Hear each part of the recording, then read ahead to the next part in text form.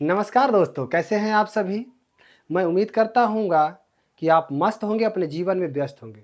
दोस्तों, हिंदी साहित्य का इस बार 25वां आपके पास एपिसोड जा रहा है, जिसमें आपने देखा है कि हमने इसके जस्ट पहले आपको जयशंकर प्रसाद और सुमित्रा नंदन पंत के बारे में बेहतरीन तरीके से पूरा का पूरा जानकारी दिया था। अब हम लोग प्रकृति के सुकुमार कवि जो है सूर्यकांत त्रिपाठी निराला और जयशंकर प्रसाद के बारे में आपको बता चुका हूं इसके जस्ट पहले वाले वीडियो में। अब मैं बात करूंगा दोस्तों कि कैसे सुमित्रा नंदन पंत ने रचनाएं की और इनका जन्म वगैरह कहाँ पे हुआ था। तो ध्यान रखिएगा, अगर हम बात करें इनका जन्म हुआ था दोस्तों अल्मोड़ा में सन 1900 में। कहाँ पे हुआ था? अल्मोड़ा। अल्मोड़ा कहाँ पड़ता है दोस्तों? यूके में पड़ता है। इस यूके को हम देवभूमि भी कहते हैं। क्या कहते हैं? देवभूमि कहते हैं। और इसी यूके में दोस्तों काजीरंगा राष्ट्रीय पार्क है, जिसका इस समय रामगंगा नाम पड़ गया है। साथ ही साथ राजा जी फूलों की घाटी नंदा देवी भी राष्ट्रीय पार्क यहाँ पे है दोस्तों। माना लिपुलेख और नीति दर्रा भी उत्तराखंड में है। इनका दोस्तों अगर हम मृत्यु की बात करें तो 1987 में इनकी मृत्यु होती है दोस्तों। 1987 में क्या होता है? इनका मृत्यु होता है। सॉरी, 87 नहीं, 77 में। 1977 में इनकी मृत्यु होती है। और ये जो मृत्यु होती है उसके बाद ऐसे समझिए कि इनको ना मार्मिक कल्पना चित्रों का महान कवि कहा जाता है। इन्हें क्या कहा जाता है? मार्मिक कल्पना चित्रों का महान कवि दोस्तों यही है, ठीक है ना। और जैसा कि आप जानते हैं कि उत्तराखंड प्रकृति का एक बहुत ही अनूठा दृश्य मिलता है। तो ये बचपन से जवानी तक प्रकृति के बीच रहे और इन्होंने काफ़ी गहनता से उसका अध्ययन किया और उसके बीच में उसके बारे में बहुत कुछ सीखा था दोस्तों। तो इस तरीके से अगर हम कहें कि बचपन उनका प्रकृति के बीच बीतने की वजह से और उनकी रचनाओं में प्रकृति की काफ़ी झलक दिखती है, इसलिए इन्हें प्रकृति का सुकुमार कवि भी कहा जाता है। प्रकृति का सुकुमार कवि भी इनको कहा जाता है दोस्तों। अब इस चीज को ऐसे समझिएगा, यहां से प्रश्न पूछता है कि प्रकृति का सुकुमार कवि किसको कहा जाता है, ठीक है ना। तो ये कुछ बातें हैं जो हम इनके बारे में बात कर रहे हैं, आगे देखते हैं दोस्तों। जब हम इनकी रचनाओं की बात करते हैं तो आप यहाँ पे देख रहे होंगे कि कुछ छायावादी रचनाएं हैं।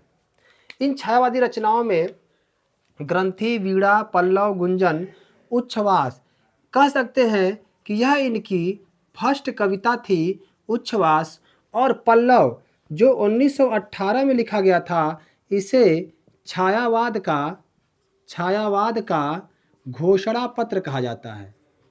घोषणा पत्र कहा जाता है। छायावाद का घोषणा पत्र किसे कहा जाता है साथियों? तो ध्यान रखना, पल्लव को कहा जाता है और गुंजन भी इनकी रचना थी। उसके बाद दोस्तों ये तीन रचनाएं स्वर्ण किरण, स्वर्ण धूलि, कला और बूढ़ा चांद। कला और बूढ़ा चांद कई बार पूछा हुआ है दोस्तों।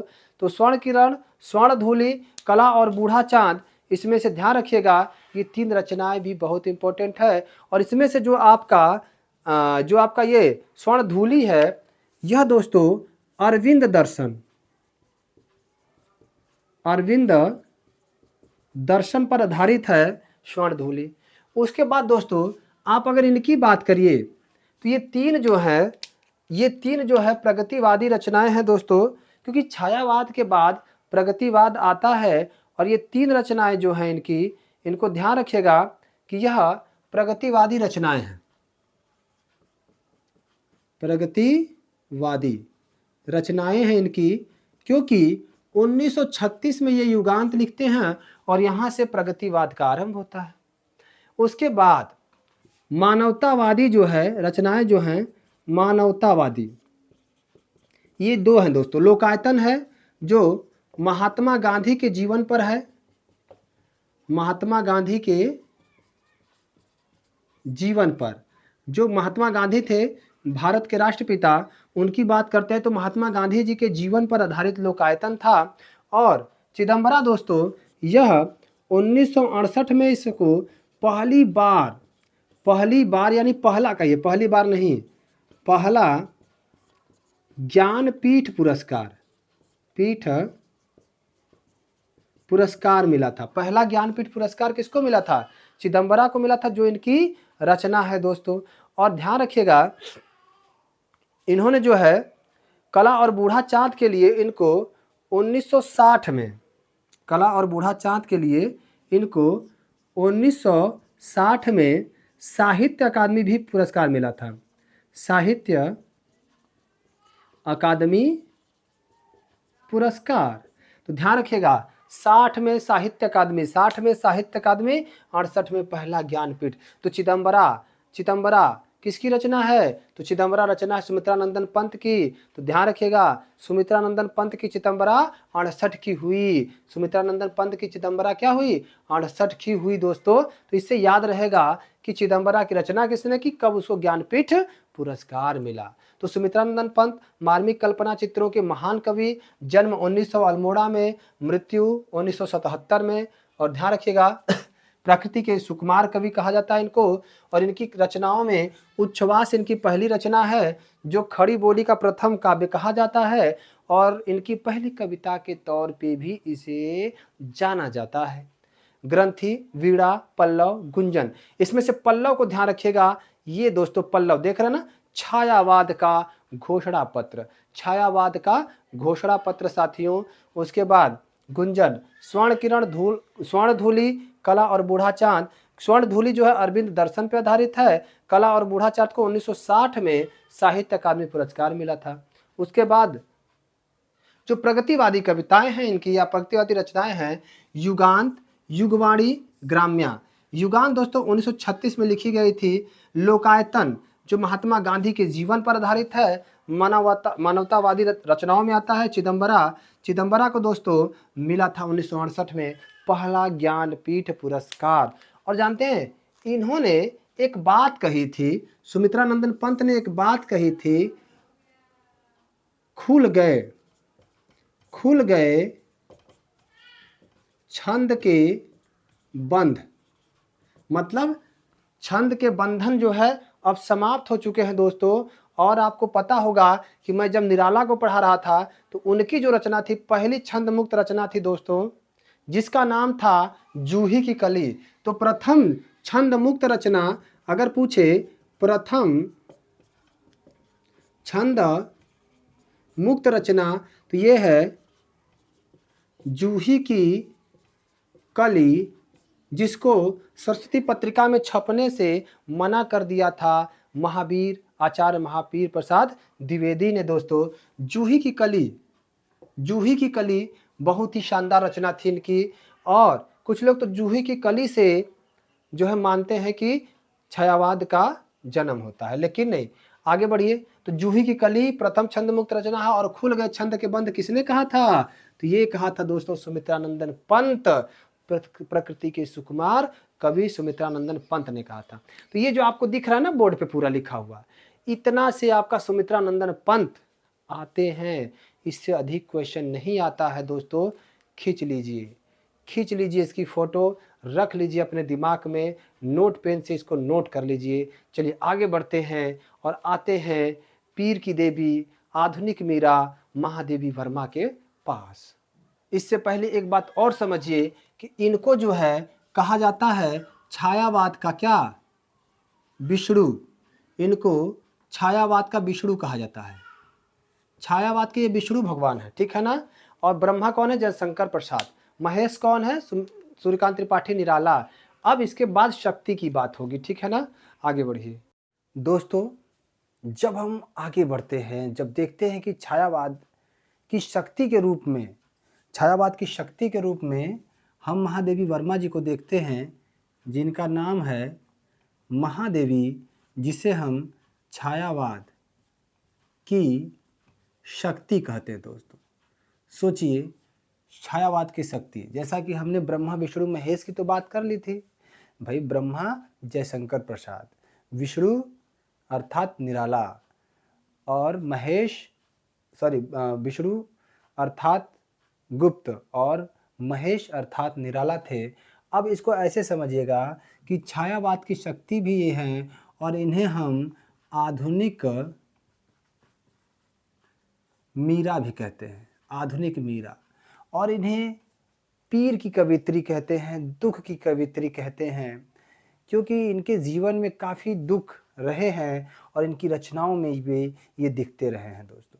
अगर हम बात करें महादेवी वर्मा की, तो जानते हैं इनके परिवार में जब महादेवी जी पैदा हुई थी, मतलब पूरे खानदान में, तो लगभग 200 वर्षों बाद लड़की का जन्म हुआ था महादेवी वर्मा के रूप में। इनके पूरे खानदान में 200 वर्षों बाद किसी लड़की का जन्म हुआ था दोस्तों, पूरे खानदान में। इसलिए महादेवी का नाम और इनका कद और इनको सम्मान भी पूरे परिवार से मिलता रहा है। हालांकि इनका व्यक्तिगत जीवन काफ़ी कष्ट और दुख से भरा था। इनका जो व्यक्तिगत लाइफ उतनी अच्छी नहीं थी जितना इनका साहित्यिक जीवन था दोस्तों। आइए उनकी कुछ रचनाओं से रूबरू होते हैं और जानते हैं कि किस प्रकार वो हिंदी साहित्य में शक्ति के तौर पे जानी जाती हैं। पूरे छायावाद, जिसे आधुनिक हिंदी साहित्य का स्वर्णकाल कहा जाता है दोस्तों, छायावाद को स्वर्णकाल कहा जाता है। और उस स्वर्णकाल में जो शक्ति के रूप में उभर कर आती हैं, उनका नाम है महादेवी। और महादेवी वर्मा के बारे में अगर हम बात करें तो आप देखेंगे कि इनकी कई रचनाएं हैं जो सीधे जाकर दिल के पाठकों के दिल पर दस्तखत देती हैं। आइए देखते हैं कौन कौन सी रचनाएं हैं दोस्तों। अगर आप बात करें तो इनको हिंदी साहित्य के इतने बड़े मंदिर का वीणा पाड़ी भी कहा जाता है।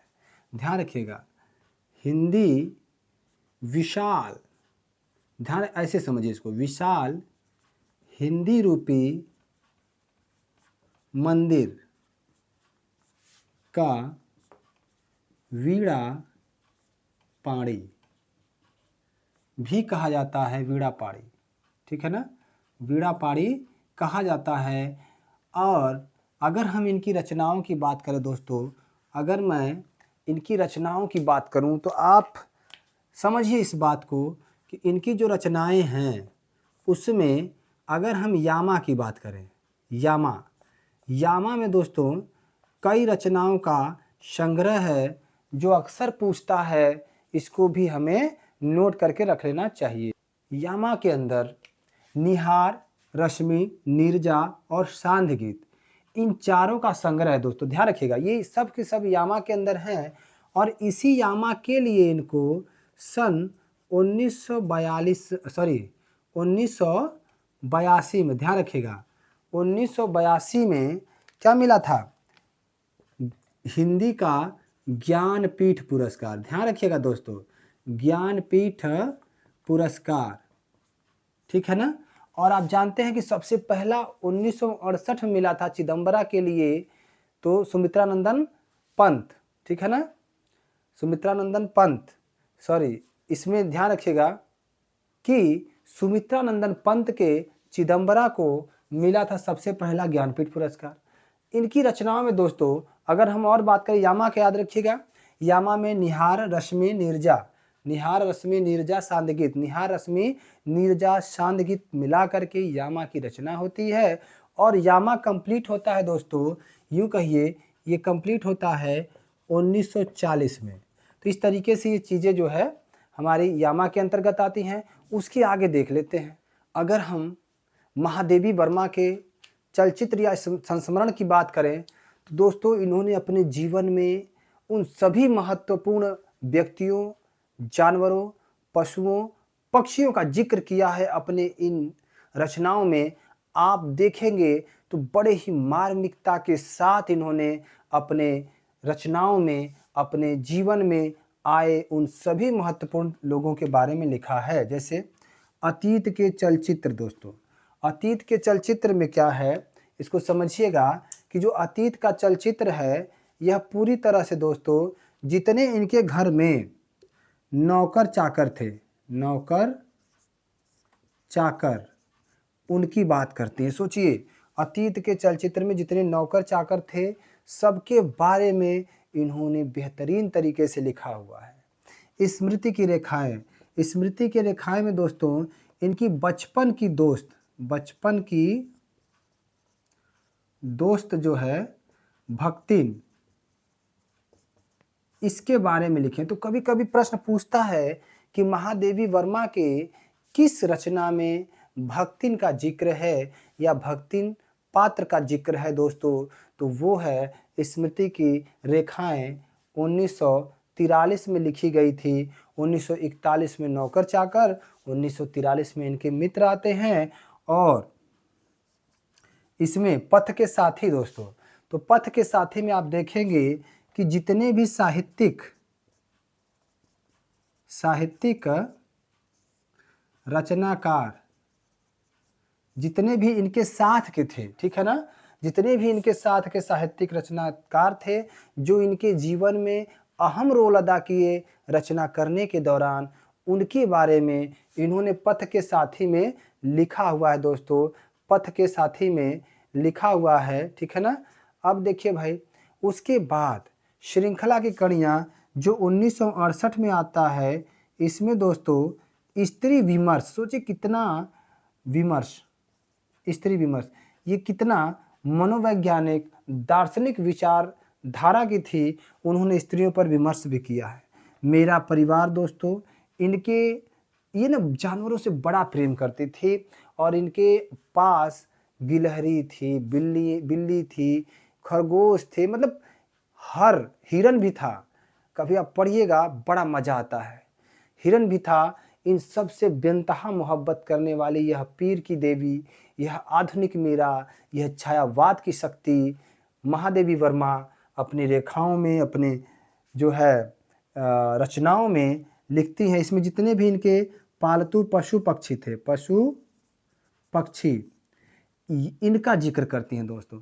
तो आप देखिए कि संस्मरण में यानी रेखा चित्र में जो अपने जीवन के विभिन्न हिस्सों में घटित घटनाओं को का ये जिक्र करती हैं और इतना ही मार्मिक तरीके से करती हैं, इतना प्रेम से करती हैं कि आज यह कालजयी रचना के तौर पे जाना जाता है दोस्तों। यूं ही महादेवी वर्मा आधुनिक मीरा नहीं हुई। जिस तरीके से उस समय मीराबाई सारे कष्टों को झेलते हुए कृष्ण के प्रेम में मगन रहती थी, वैसे ही आधुनिक मीरा महादेवी वर्मा जी सारे कष्टों को झेलते हुए अपने साहित्यिक रूपी रचनाओं में मग्न रहती थी दोस्तों। ये एक जुनून ही है जो ऐसे कवियों को ये आगे तक बढ़ने के लिए प्रेरणा देता है। आगे देखिए, आगे दोस्तों हमने बताया था कि जो है नंद दुलारे वाजपेयी, जानते हैं ना, नंद दुलारे वाजपेयी, इन्होंने दो चीज़ें बांटी थी, एक बृहत्त्रयी और एक लघु त्रयी दोस्तों। तो बृहत्त्रयी में तो ब्रह्मा विष्णु महेश आ जाएंगे, ठीक है ना। प्रसाद पंत निराला जो है, प्रसाद पंत निराला आ जाएंगे। लघु त्रयी में दोस्तों महादेवी तो रहेंगी सबसे पहले, महादेवी सबसे पहले रहेंगी दोस्तों। उसके बाद लघु त्रयी में आप देखेंगे तो आपको दिखेगा दोस्तों कि भगवती चरण वर्मा और राम कुमार वर्मा, ठीक है ना, भगवती चरण वर्मा और राम कुमार वर्मा जी शामिल होते हैं। तो इस प्रकार से आप देखेंगे तो लघुत्रयी, बृहत्त्रयी, चार स्तंभ में आप इनको जोड़ देंगे। अगर चार स्तंभ पूछेगा दोस्तों ना, तो आप महादेवी वर्मा जी को लेते हुए, निराला पंत प्रसाद को लेते हुए इस तरीके से जोड़ देंगे तो ये छायावाद के चार स्तंभ कहलाएंगे दोस्तों। क्या कहलाएंगे? चार स्तंभ कहलाएंगे। और ये त्रिदेव हैं दोस्तों। ये क्या है? ये त्रिदेव हैं और ये शक्ति हैं। ध्यान रखिएगा, यहाँ से प्रश्न आपके अक्सर बनते हैं। तो महादेवी वर्मा के बारे में मैंने स्पष्ट तरीके से बता रखा है दोस्तों। अब यहाँ से छायावाद को समाप्त करते हैं और नेक्स्ट वीडियो में हम लेकर आएंगे दोस्तों प्रगतिवाद, जो जिसके बारे में आपको बेहतरीन तरीके से पढ़ाया जाएगा, बताया जाएगा। और मैं बता दूं कि आपके एग्ज़ाम के लिए एकदम महत्वपूर्ण यह वीडियो है। तब तक के लिए जय हिंद, जय भारत, धन्यवाद दोस्तों।